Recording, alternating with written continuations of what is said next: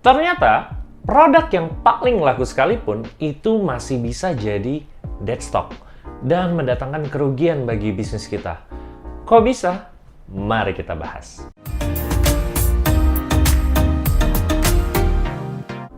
Sama halnya seperti manusia yang melakukan proses diet, yaitu defisit kalori. Mau sebesar apapun tingkat aktivitas kardionya, akan tetap gagal melakukan defisit kalori jika kalori yang dikonsumsi jauh lebih besar. Begitu pula ketika kita tahu sebuah barang itu sangat laku, kita berekspektasi barang tersebut bisa keluar dengan sangat cepat. Kita akhirnya membeli barang tersebut dalam jumlah yang sangat tinggi. Ternyata proses keluarnya tidak secepat yang kita bayangkan. Akhirnya stoknya mengalami penumpukan dan jadi dead stock, membawa kerugian bagi bisnis kita. Disinilah para pebisnis perlu mengetahui konsep yang namanya inventory turnover, sebuah konsep yang bakal membantu para pebisnis untuk mengambil keputusan berdasarkan data di area operasional ini. Inventory turnover adalah formula untuk mengetahui seberapa banyak perputaran persediaan yang terjadi dalam satu tahun. Atau mungkin pakai bahasa yang lebih gampang, inventory turnover itu menjawab berapa lama sih sebuah barang itu mendem di dalam gudang. Apakah 100 hari, 200 hari, atau 1 tahun secara rata-rata. Itulah yang akan dibantu oleh inventory turnover. Daripada kita bingung, mari kita coba bahas formulanya, lalu bagaimana penerapannya secara praktikal. Jadi, berikut formula yang umumnya menjadi standar dalam perhitungan rasio untuk dilaporkan di laporan keuangan. Formula inventory turnover. HPP dibagi rata-rata persediaan. Nah, rata-rata persediaan ini ada formulanya lagi. Persediaan awal tahun ditambah persediaan akhir tahun, lalu dibagi 2. Setelah kita dapat inventory turnover alias dalam 1 tahun itu berputar berapa kali, biasanya ada formula namanya inventory days untuk tahu sebenarnya rata-rata mendemnya itu berapa hari dalam satuan hari ya. Inventory days formulanya adalah 365 dibagi nilai inventory turnover. Oke, jadi itu adalah formula yang menjadi standar umum. Karena itu tujuannya untuk rasio laporan keuangan, maka nilai HPP dan persediaan itu dalam bentuk nilai uang atau rupiah. Selain itu, data yang dibutuhkan adalah data setahun. Sehingga kurang cocok untuk bisnis yang ingin menganalisa dalam kurun bulanan atau per 3 bulan. Oleh karena itu, kami lakukan beberapa penyesuaian dalam formula agar lebih sederhana dan relevan. Oke, berikut formula yang sudah kami sesuaikan. Dalam konteks ini, kami anggap kita akan analisa dalam kurun waktu bulanan atau per 30 hari. Jadi formulanya akan menyesuaikan 30 hari itu. Nanti kalau kalian mau bikin yang 90 hari juga bisa sesuaikan ya. Nah, kita mulai dari inventory turnover. Untuk simplifikasi, kita akan pakai unit terjual sebulan, bukan value rupiahnya. Jadi, unit terjual sebulan dibagi average unit inventory. Kalau mau analisa 90 hari, ya berarti unit terjual 90 hari. Selanjutnya, average inventory. Inventory awal bulan ditambah inventory akhir bulan dibagi 2. Yang ketiga, inventory days. 30, ini representasi 1 bulan, dibagi inventory turnover, formula yang pertama tadi. Oke, ini formula yang sudah disesuaikan. Oke, kita akan coba bahas secara praktikal, tapi pakai contoh case yang simple dulu ya. Nah, misal kita punya data dari 3 SKU, ada jersey Manchester United, Chelsea, Liverpool. Sudah ada data stok awal bulan, stok akhir bulan, dan unit terjual. Kita butuh at least 3 unsur ini untuk kita bisa dapat namanya inventory turnover dan akhirnya inventory days untuk interpretasi yang lebih gampang. Oke, yang pertama kita akan bikin namanya average. Stok awal bulan ditambah stok akhir bulan dibagi 2. Kita coba ya. Berikan, kalau nggak langsung pakai rumus average juga bisa. Karena dia udah langsung rata-rata otomatis. Oke, kita double klik. kita udah dapat average dari setiap stok di setiap SKU-nya. Oke ya, kita coba gede ini, mungkin biar lebih clear. Inventory turnover. Inventory turnover itu adalah unit terjual dibagi rata-rata stok. Sama dengan ini dibagi average. Oke, kita udah dapat angkanya, kita kecilin desimalnya. Nah, ini nilai perputaran. Mungkin kalau mau interpretasi lebih gampang ya, itu kita bisa pakai nama inventory days-nya. Karena kan ini kita inventory turnover dalam 1 bulan ya, dia nggak ada 1 kali.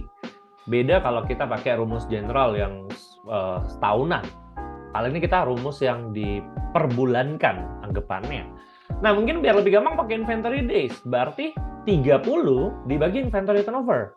30 dibagi inventory turnover.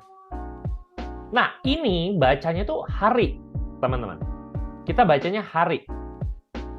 Artinya, kalau pakai pattern yang sekarang, jersey MU ini 85 hari baru habis. Jersey Chelsea, kalau pakai perputaran yang sekarang, dengan situasi bulan ini, dengan stok sekarang, 168 hari, 5 bulan lebih baru habis. Bisa jadi udah ganti musim, udah nggak relevan lagi. Terus jersey Chelsea 105 hari. Nah, jadi kita tuh nggak boleh ketipu. Wah, penjualan jersey Chelsea lebih baik nih daripada jersey MU dalam bulan ini. Tapi secara perputaran jersey Chelsea jauh lebih lambat. Kenapa? Karena kita nyetoknya kebanyakan. Beda sama jersey Liverpool. Stoknya nggak gitu banyak, penjualannya lumayan. Inventory days-nya still oke lah, let's say 105 hari. Nah, jersey MU penjualannya kesannya paling kecil, tapi stoknya tuh memang pas dikit juga nyetoknya, jadi perputarannya lebih cepat.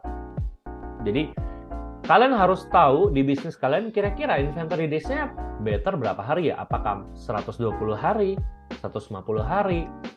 Kalian bisa menyesuaikan. Karena kan tiap produk beda tuh dari masanya berapa lama. Ngetrennya dan sebagainya. Nah, ingat, inventory days nggak boleh ketinggian. Dalam artian nggak boleh terlalu lama, tentunya. Nanti kita bahas di akhir kelemahannya. Lalu nggak boleh terlalu cepat juga. Karena kalau terlalu cepat, dikit-dikit nyetok.